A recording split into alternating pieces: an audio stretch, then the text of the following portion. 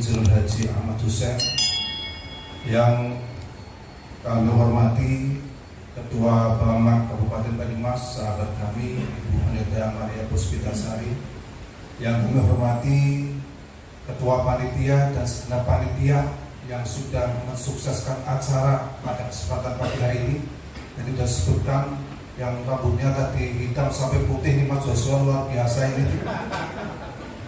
Yang kami hormati narasumber kita Bapak Dr.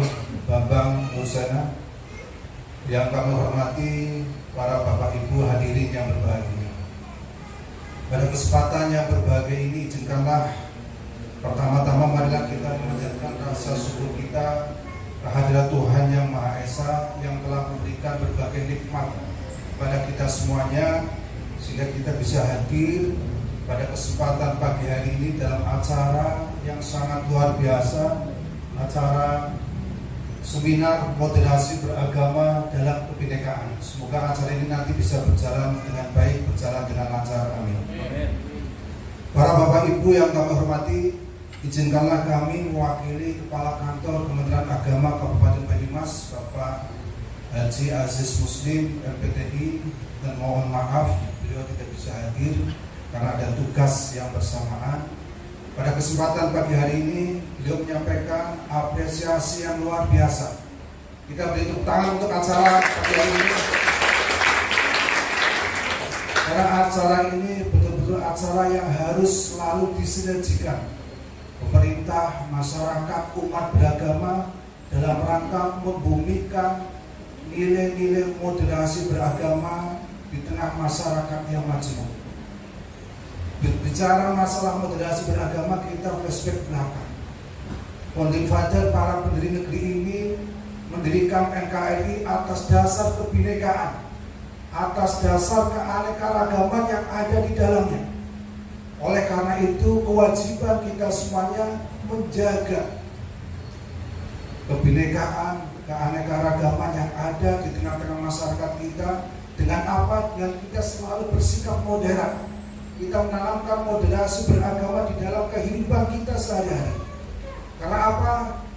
Esensi agama itu selalu akan mengajarkan nilai-nilai kebaikan. Agama itu akan mengangkat harkat dan martabat manusia. Agama itu akan menjaga peradaban manusia. Ini adalah nilai-nilai agama yang nanti diaplikatifkan di dalam kehidupan sehari-hari. Di moderasi beragama merupakan konsep agama yang diaplikasikan, dibumikan di dalam kehidupan kita sehari-hari di tengah masyarakat yang multikultural. Assalamualaikum warahmatullahi wabarakatuh. Salam, Om Swastiastu, Namo Buddhaya, Rahayu, Merdeka. Saya sebetulnya sih senangnya asal wajah merdeka aja. Bapak-bapak dan ibu-ibu semuanya yang sehat-sehat dan mudah-mudahan rezekinya lancar, serta bahagia dunia dan akhirat. Salam hormat saya sampaikan kepada Ketua Bamak, Mbak Maria, dan juga beserta seluruh pengurus Badan Musyawarah antar gereja, serta juga teman-teman dari Forkopimda atau yang mewakili baik dari Kapolresta maupun dari Pak Dandim, juga Ketua Panitia Penyelenggara Pak Tahan, ya bisa tahan apa saja, serta dari Kementerian Agama, ini Pak Fauzi dari namanya. Pak Fauzi tadi itu sudah memberikan sambutannya itu persis seperti di sini, Pak. Jadi saya membaca di kikuk ini, sama persis itu. Dan yang lain-lain, termasuk Kabar Kesra, mana sih Pak Kesemutin ya? Terpulang. Bapak Ibu semuanya, hadirin semuanya yang insya Allah selalu dilindungi, diberkahi oleh Tuhan Yang Maha Kuasa. Jadi gini, karena tadi sudah disampaikan lengkap. Yang pertama saya mengucapkan walaupun ini terlambat, selamat merayakan Hari Raya Paskah bagi semuanya saja. Dan juga nanti akan disampaikan oleh Pak Dr. Bambang Ursana itu tentang moderasi beragama dalam kebinekaan. Nah, ini kaitannya dengan Banyumas saja, bahwa kita memang sebaiknya dalam berkehidupan beragama ini moderat, ya.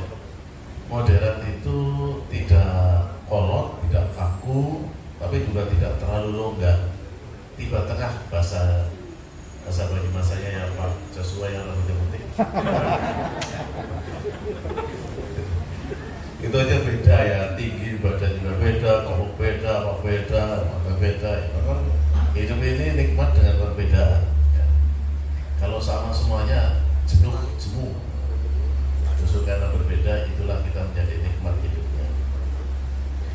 Jadi kalau ekstrim itu ini apa? Kaku, fanatik, berlebih-lebihan, ya, sehingga menganggap dirinya yang paling benar. Ini kaku, yang lain itu salah, itu kan. Kalau ini terjadi, maka yang lain adalah isinya cuma dosa semuanya. Diri sendirilah yang paling suci. Ini sangat eksklusif, ya. Kalau seperti ini nanti juga akan terjadi benturan, gitu kan. Ada juga yang terlalu longgar. Longgar itu apa-apa bebas, apa-apa boleh, apa-apa tidak apa-apa, apa-apa tidak apa-apa. Ini nanti juga akan kisruh, karena apa? Akan menampung berbagai pendapat dan kita akan mengambil keputusan juga bingung, karena semuanya ini menjadi campur aduk dan karuan, terlalu longgar. Nah, yang bagus ini yang tiba tengah. Tiba tengah itu ketat sekali tidak, tapi longgar sekali tidak. Jadi bisa mengerti, bisa memahami, dan saling percaya, ya, saling percaya dan tidak berprasangka. Jangan sampai kemudian kalau ini sesuatu beda gini, wah dia itu begini, belum tentu. Apa yang kita lihat itu belum tentu itu yang sebenarnya. Sehingga kita memang harus pandai bersabar, ya. Kita harus pandai bersabar dan kita harus bisa melihat kenapa dan ada apa di belakangnya. Jangan apa yang terlihat kemudian divonis sebagai suatu kenyataan, gitu kan, ya. Jangan apa yang Bapak lihat, apa yang kita amati itu adalah fakta, pasti seperti itu. Padahal yang terjadi di belakang adalah ada reason, ada jalanan, ada sebab. Sebab ini yang kemudian harus kita ambil hikmahnya, ya. Bahwa orang berbuat sesuatu, orang seperti ini, oh ternyata dia punya alasan tersendiri. Ternyata dia punya pandangan, ya, yang menurut dia adalah benar, tapi menurut orang lain tidak benar. Nah, disinilah yang kemudian kita adanya saling komunikasi, ya. Komunikasi itu membuat kita menjadi mengerti kenapa itu beda, ya. Komunikasi, saling silaturahmi, saling bercerita, saling mudah rasa, ya. Saling diskusi, saling dekat satu sama lain. Ini membuat kita mengerti. Oh, gitu ya. Oh, saya baru mengerti ya. Ternyata kamu juga orang baik, gitu loh. Ya. Sana juga begitu. Oh, ternyata itu juga orang baik. Oh, berarti kita semua orang baik dong. Nah, itu nanti kita bisa bekerja sama dengan baik. Itu aja Bapak Ibu, maka saya membuka acara ini, ya. Moderasi beragama dalam kebinekaan. Makasih. Alhamdulillah. Wassalamualaikum warahmatullahi wabarakatuh. Om. Semoga Tuhan memberkati. Beliau nanti akan menyampaikan materi 30 sampai 40 menit untuk sesi pertama ini, sehingga nanti ada sesi tanya jawab. Jadi 20-30 menit untuk sesi pertama ini. Jadi waktu kita sampai jam 12, nanti Pak Bambang akan menyampaikan materi 30-40 menit. Jadi Bapak Ibu nanti bisa langsung mempersiapkan pertanyaannya. Nanti kalau dalam sesi tanya jawab bisa langsung berdiri lalu kemudian bertanya secara fleksibel. Shalom. Merdeka. Saudara-saudara, moderasi beragama sebagaimana yang disampaikan oleh Pak Bupati dan dari Departemen Agama tadi, itu sebetulnya posisi tengah, posisi moderat itu tidak ekstrim. Tetapi ungkapan tidak ekstrim itu tidak berarti kita kehilangan identitas. Di satu pihak orang Kristen tidak kehilangan identitasnya sebagai murid-murid Kristus yang terangnya harus dilihat, garamnya harus dirasakan di tengah-tengah masyarakat majemuk.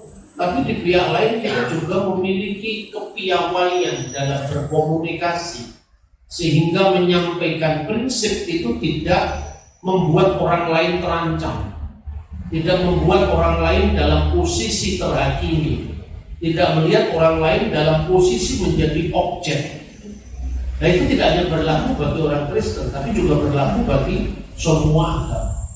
Nah, sebelum datangnya agama-agama asing ke Indonesia, termasuk yang pertama, gelombang pertama itu Hindu, Buddha, Islam, Kristen, Konghucu, sebetulnya bangsa kita ini sudah memiliki konsep tentang Tuhan, dan ini yang banyak disalahpahami orang.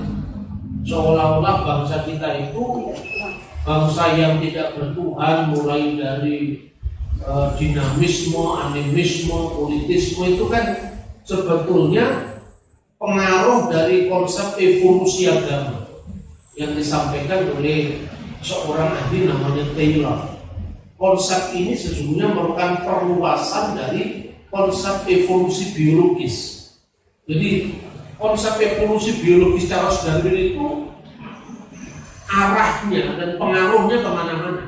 Manusia itu dulunya ya memang karena makhluk pramanusia, jadi tidak punya keadaban, tidak punya konsep agama. Dan setelah muncul manusia sempurna yang diawali dari Homo sapiens, ini konsep evolusi biologis ya, manusia itu kemudian dianggap melalui perkembangan dari yang pertama paling sederhana dalam konteks agamanya sampai canggih. Nah, makanya kalau konsep ini diterapkan untuk kitab suci, yaitu bertentangan, karena manusia pertama itu bertuhan yang Maha Esa. Setelah jatuh ke dalam dosa, nah kemudian manusia mengalami kejatuhan spiritualitas, akhirnya jatuh dalam penyembahan berhala. Jadi konsep evolusi biologis itu arahnya kemana-mana.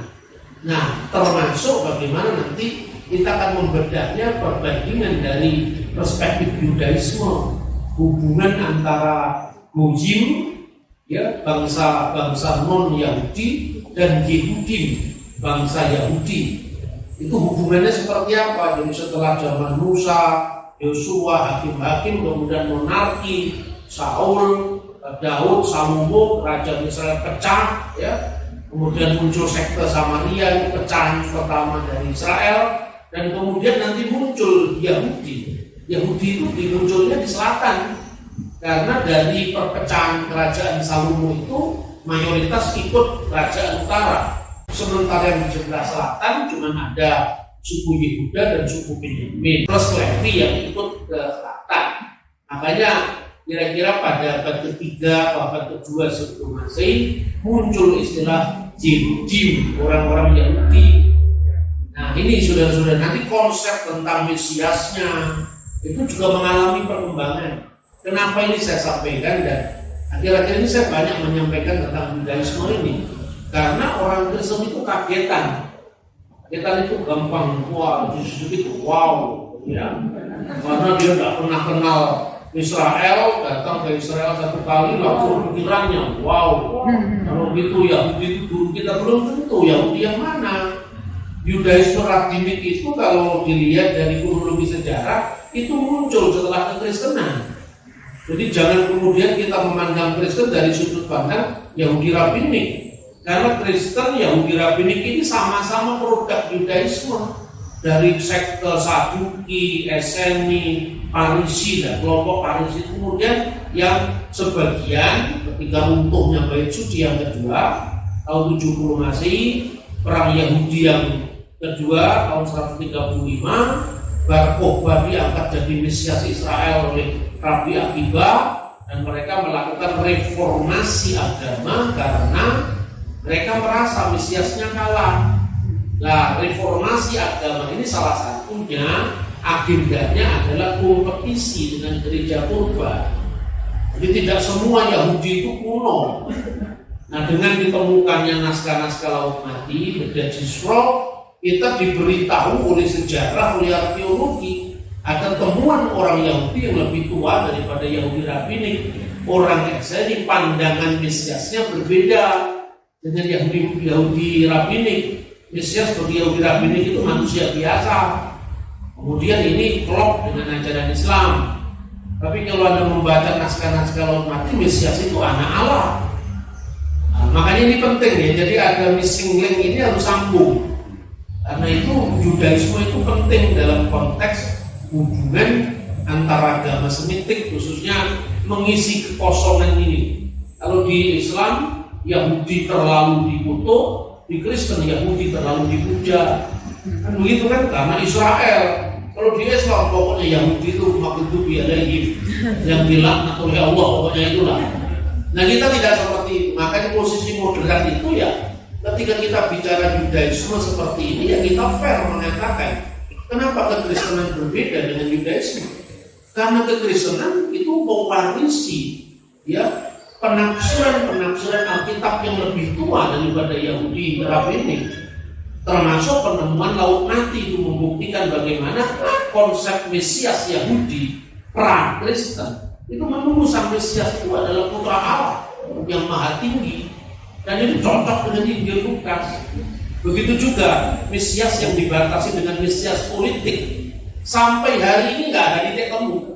Karena apa? Makanya kalau bapak-bapak, ibu, saudara melihat di setiap kali ramai soal Israel Palestina, ada kelompok Yahudi yang menolak negara Israel dan Israel. Kelompok itu kelompok apa dan kenapa bisa muncul itu? Itu yang dinamakan kelompok Nature Karta. Karta bahasa Aram itu artinya karya bahasa Ibrani, kiryat bahasa Ibrani, karya bahasa Arab. Jadi Nature Karta itu mengatakan bahwa sia-sialah tanpa Tuhan kita membangun rumah, dan itu rumah ini kutipan dari Mazmur 27 itu adalah Bait Suci Yerusalem. Bait Suci Yerusalem harus dibangun oleh Mesias, kata mereka ini, dan negara Israel harus didirikan oleh Mesias. Nah, ternyata yang mendirikan bukan Mesias, yang mendirikan orang-orang Zionis yang didukung sama kelompok Kristen Injili dari Amerika. Ya toh? Jadi artinya nggak cocok dengan harapan Yahudi, maka negara Israel ini dianggap bentuk kesombongan melawan Allah karena mendirikan negara tanpa kehadiran Mesias. Nah, orang Kristennya juga ketawa-ketawa. Nah, kamu kan nolak kami. Nyatanya negara Israel yang mendirikan adalah kaum Zionis yang didukung oleh orang-orang Kristen. Nah, salahmu sendiri kamu menolak Yesus. Nah, jadi polemik. Kan gitu kan? Jadi sebetulnya selalu ada jawaban ketika orang menyerang iman Kristen, karena dipikirnya kita tidak punya jawaban. Selalu ada jawaban, cuma karena orang Kristen itu terlalu sabar.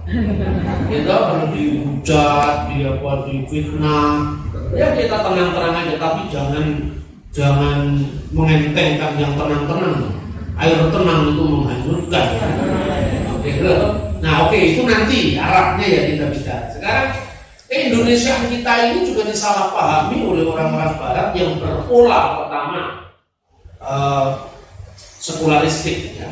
Sehingga semua yang sifatnya itu teologis itu ditolak, termasuk dia lebih enjoy dengan evolusi agama ketimbang dia harus mempercayai dalil kitab suci.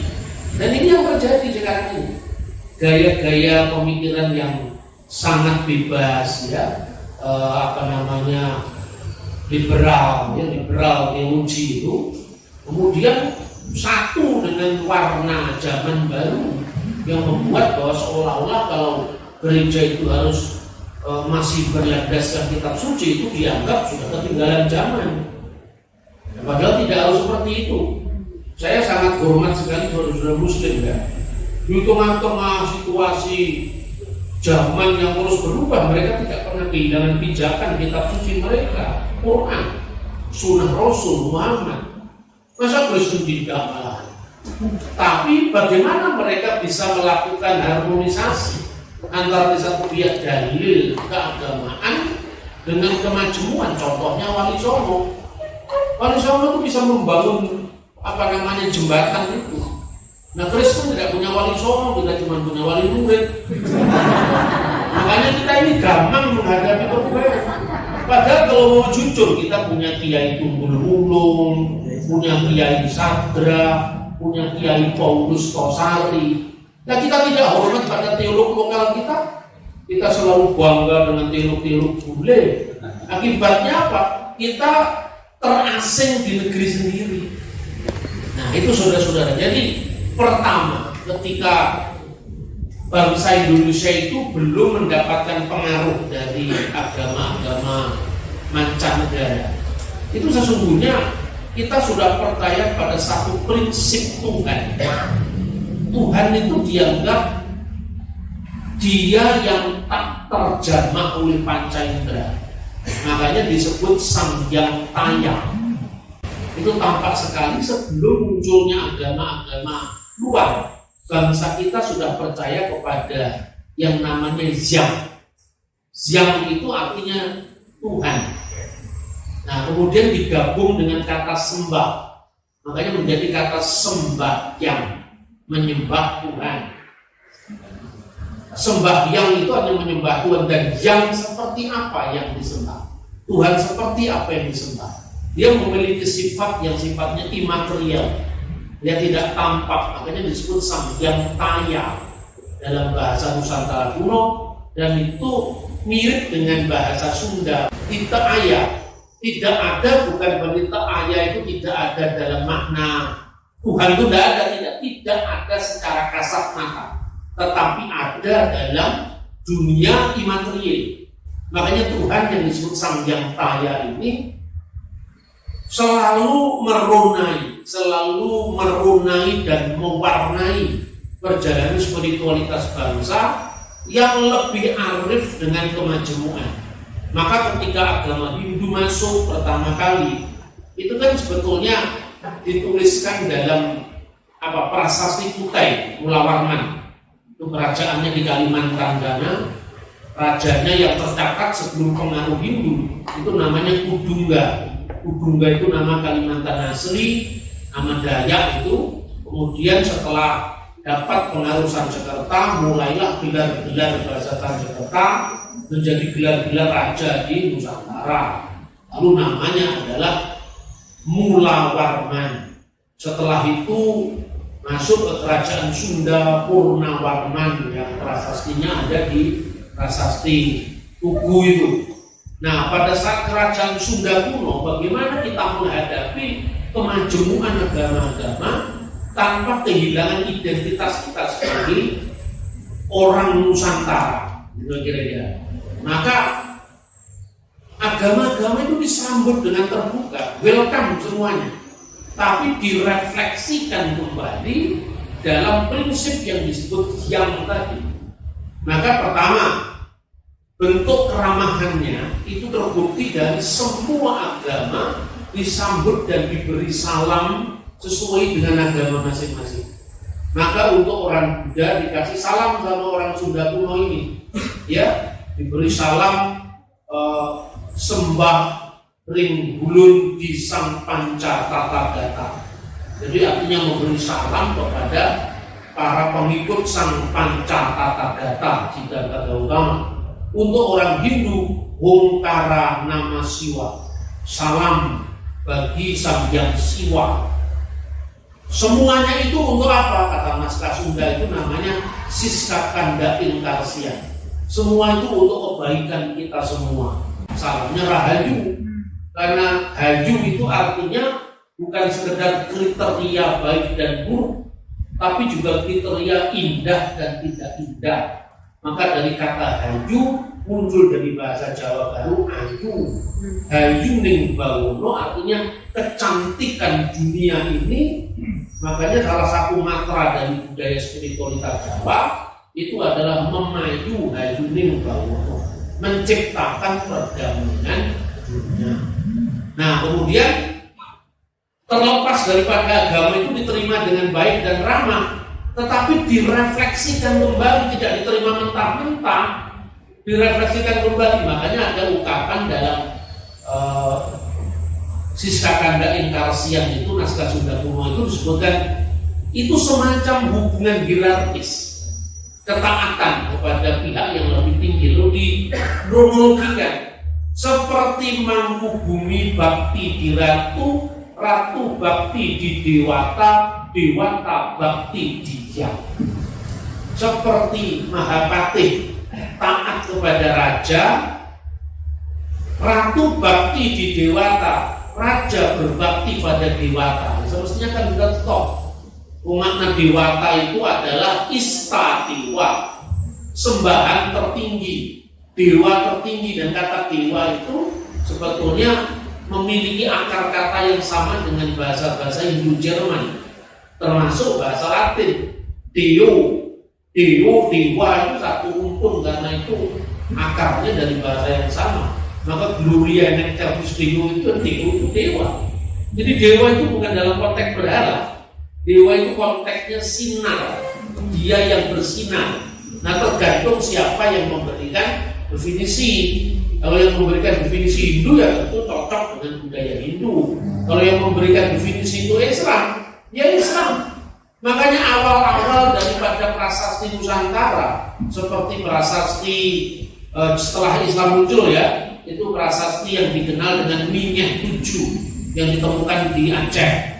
Lalu ada prasasti yang ditemukan di Malaysia, misalnya dulu tanah Melayu ya, namanya dalam naskah-naskah prasasti itu disebutkan nama Tuhan itu adalah Dewata Mulia Raya.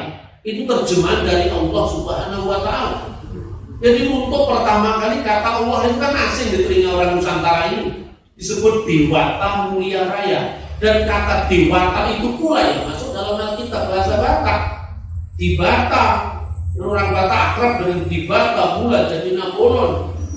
Itu sesungguhnya bahasa Nusantara, tidak harus terkait dengan Siwa, Buddha, Hindu, tidak ada kaitannya. Itu bahasa Nusantara. Bahkan kalau Anda pergi ke India, kata dewa, tetapi kata yang tidak ada. Kata yang itu bahasa Nusantara kuno. Nah, kemudian kenapa kok dewata masih ada kata yang lebih tinggi? Ista dewata itu dewa tertinggi, prinsip tertinggi, agama tertinggi. Tapi tertinggi menurut siapa dulu? Sang Trimurti itu tertinggi, tapi menurut Siwa, menurut agama Hindu, tapi menurut Buddha kan bukan. Konsepnya aja beda antara Hindu dan Buddha. Kalau Hindu itu konsepnya personal God, Buddha itu konsepnya impersonal God. Tuhan yang tidak dalam bentuk pribadi. Dan Tuhan itu apa? Tuhan itu ya pokoknya prinsip tertinggi, tidak harus dianggap dia, tapi itu gitu, Tuhan itu. Makanya ada cerita dalam Parita Suci, ada seorang murid dari sebuah vihara tanya kepada sang guru Buddha, maksudnya, apakah kita ini akan mendapatkan jaminan dari kehidupan yang akan datang? Buddha cuma diam saja, tidak menjawab. 2 kali bertanya, sang Buddha diam. Akhirnya setelah beberapa kali sang biku tadi mengancam keluar dari biaranya, sang Buddha mengatakan begini: ada seorang yang tercederai dalam sebuah perburuan di hutan. Orang ini kemudian terluka parah. Lalu ada seorang tabib yang mau menolong menyembuhkan dia. Tapi orang yang tercederai mengatakan, tidak, wahai tabib, saya tidak mau diobati sebelum saya tahu siapakah yang mencederai saya. Kulitnya hitam atau putih atau sawo matang misalnya kira-kira. rambutnya keriting atau lurus, saya tidak mau diobati sebelum saya tahu siapa yang mencederai saya. Buddha diam sejenak dan kemudian Buddha bersabda lagi, orang lebih suka berbicara tentang jalan ketimbang menjalaninya. Orang lebih suka berteori, berteologi tentang jalan ketimbang bagaimana harus melakukannya. Makanya pengaruh dari pandangan Buddhis ini di Jawa, ngelmu iku kelakone kan perilaku. Jadi Jawa itu sebagai laboratorium yang menyerap semua kekayaan spiritualitas itu. Makanya bagi orang Jawa itu pendekatannya gampang-gampang sulit. Gampangnya welcome setiap saat. Sulitnya ketika dia sudah menemukan anutan yang benar, dia tidak mau meninggalkan yang lama. Ya artinya ini ya, itu iya. Ini beda dengan orang Timur Tengah, pola pikirnya ini atau itu. Kalau orang Jawa bukan ini, bukan itu. Kalau sudah ketemu yo iki, yo iku, semua dirangkul.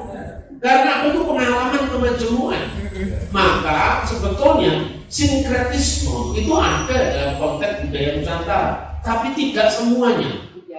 Ternyata sinkretisme itu hanya ada di kalangan rakyat jelata yang refleksinya memang kurang mendalam. Tapi di kalangan kerajaan tidak. Terbukti apa? Naskah Sunda ini tadi, setelah ratu bakti di Dewata, Dewata bakti di Yang. Dewata berbakti lagi kepada prinsip tertinggi yang namanya Jang. Jadi apa? Kamu silahkan Hindu, Ista Dewata Tuhan tertinggimu ya Brahma, Wisnu, Siwa. Silahkan kamu percaya dengan Buddha. Dia konsep tertinggimu itu yang paling benar agama Buddha. Tetapi itu kan benar menurut kamu. Nah ini benar juga menurut Siwa, ini benar menurut Buddha. Nah tapi kalau orang semua ngugoni bener dewe, kan negara ini pecah. Bayangkan itu abad sekitar abad 7 itu, naskah Sunda itu. Jadi konsep yang inilah yang akhirnya nanti di puncak keemasan kerajaan Majapahit itu diangkat jadi ideologi, tanda kutip, ideologi negara Majapahit. Dan puncaknya adalah Bhinneka Tunggal Ika Tanhana Dharma Manggruwa. Nah, ada dua pustaka Majapahit yang saya kutip ya. Yang pertama adalah Kakawin Sotasoma atau Kakawin Purusada Santa. Sebetulnya judul aslinya itu Kakawin Purusada Santa. Tapi karena tokoh utamanya Sotasoma, maka lebih dikenal Kakawin Sotasoma. Itu sebetulnya bukan sekedar pluribus unum, secara multikultural lebih tinggi daripada itu. Ketika Majapahit itu terancam oleh perpecahan yang diakibatkan oleh perebutan hegemoni kebenaran antara Siwa yang paling dominan saat itu. Jadi Siwa pun itu salah satu aliran dalam Hinduisme yang paling dominan, satunya adalah Buddha. Nah, trauma konflik perpecahan agama itu nyaris membelah Nusantara ini ketika pada masa kerajaan Sanjaya, dinasti Sanjaya. Karena apa? Trauma perpindahan agama. Jadi Panangkaran itu pindah agama dari Siwa menjadi penganut Buddha. Akibatnya dalam kebijakan negara, Siwa agak terpinggirkan, memerlukan 4 tahapan pergantian raja lagi sampai kemudian Rakai Pikatan menikah dengan seorang yang bernama Pramudiawardhani, dan orang ini adalah anak dari raja yang mendirikan Candi Borobudur. Lalu untuk toleransi beragama, kemudian Rakai Pikatan dan putra atau putri dari pendiri Borobudur itu menyatukan dua agama tadi. Satu monumennya namanya Candi Borobudur yang dibangun mendiang bapaknya, satunya sang suami mendirikan candi yang namanya Candi Prambanan. Sampai saat itu era perdamaian agama itu kembali di teruskan sampai kemudian mungkin karena meletusnya Gunung Merapi, candi ini terkubur sampai ditemukan kembali zamannya Thomas Stamford Raffles tahun 1800-an. Baru kemudian candi ini dikenal kembali, dipelajari, direkonstruksi kembali ya. Nah, setelah munculnya perpindahan dari kerajaan Jawa Tengah ke Jawa Timur, nah kerajaan ini pun muncul karena apa? Karena apa yang dikenal dengan peristiwa Mahapralaya, yang itu juga nyaris membelah Nusantara. Kemudian putra seorang raja Bali yang namanya Raja Udayana, anaknya yang namanya Erlangga menjadi pendiri kerajaan Kediri. Dari sinilah sastra Jawa itu dikenal sangat lengkap ya, mulai dari misalnya Kakawin Arjuna Wiwaha, Kakawin Gatut Kaca Seraya, Kakawin Barata Yuda, itu muncul di zaman kerajaan Kediri. Pada zaman kerajaan Majapahit, puncak terbesarnya adalah Kakawin Sotasuma dan Kakawin Negara Kertagama. Nah, saudara-saudara, di sini saya ceritanya Kakawin kan tidak nyambung loh. Karena Jawa kita ini Jawa Mataraman Islam. Kita lebih kenal dengan Sembang Mocopat, karya Yosodipuro atau karya Mangkunegoro. Kalau saya ngomong tentang Sembah Rogo, Pakar Tini Wong Kang Amagang Laku, semua orang tahu. Tapi kalau saya tanya tentang misalnya apa isinya Sotasuma tentang Bhinneka Tunggal Ika, itu kedua agama itu digambarkan sudah mau saling menghancurkan. Itu gambar karya sastra. Digambarkan bahwa Siwa, di agama Siwa diwakili oleh sosok yang namanya di situ adalah Kala, ya, Batara Kala. Kemudian dia masuk ke dalam tubuhnya raksasa yang namanya Purusada Santara. Purusada tadi melawan Sotasoma yang tidak lain jelmaannya Sang Buddha. Keduanya mau perang, sudah mau menghancurkan dunia ini. Maksudnya dunia Nusantara, maksudnya kemudian ngarang-ngarang Majapahit sudah saling mau menghancurkan dengan pusakanya yang sakti masing-masing. Tiba-tiba ada pur dari para makhluk surgawi yang datang mungkin mendamaikan. Cegahlah perang besar ini, jangan sampai ini akan menghancurkan dunia. Lalu mereka menyanyikan kidung pujian yang bunyinya Roanika Datu Winuwus Wara Buddha Wiswa Biniki Rakwaring Apan Kena Parwanusan Mangka Jinat Walawan Siwa Takwa Tunggal Binika Tunggal Ika Tandhana Dharma Mangruwa. Orang Bali lebih tahu ini daripada orang Jawa. Karena itu Fakultas Sastra jurusan Bahasa Jawa Kuno tidak ada di UGM, tidak ada di Undip, tidak ada di Solo, tapi ada di Udayana. Nah, saya pernah belajar satu semester itu Bahasa Jawa Kuno itu kan apa? Gara-gara istri saya ini ngomongnya kok ngapak-ngapak, kok semua. Ini orang mau sekos yang anak segar. Kok bisa begitu? Ternyata bahasa Purwokerto ini bahasa Majapahitan. Itu betul. Makanya itu mana nih bahasa Jawa Kuno? Binika Tunggal Ika, Binika Tunggal Ika, Tandhana Dharma Mangruwa. Sebagian dilestarikan di Purwokerto, Banyumas, ngapak-ngapak. Sebagian dilestarikan di Tengger. Makanya orang Tengger kalau ngajak makan, ayo pada mangana, pada ngumbia, mirip sekali.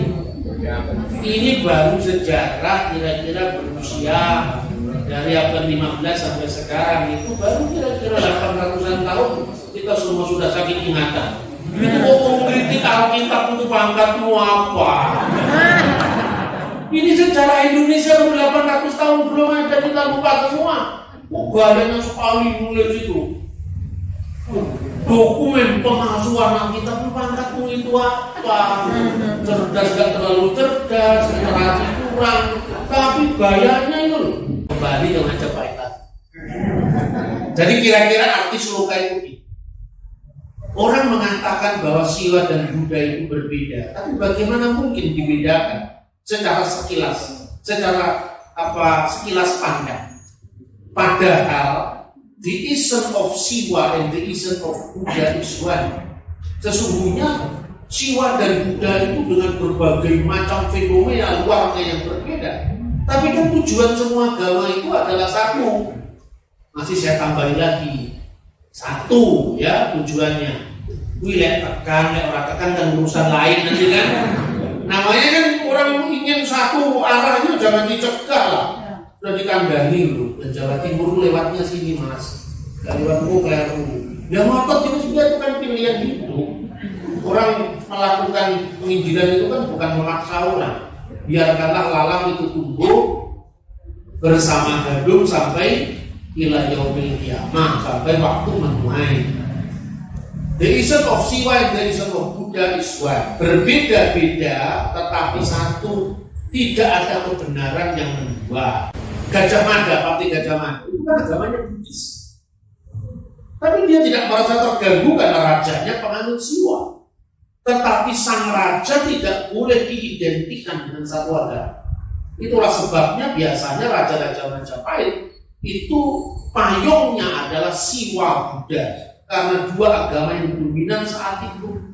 Jadi kalau di Purwokerto kemudian ada upaya untuk bagaimana moderasi beragama dikonkretkan dalam bentuk bangunan, misalnya kitab suci semua agama akan ditampilkan, itu kan sebetulnya spirit Bhinneka Tunggal Ika yang harus kita dukung bersama.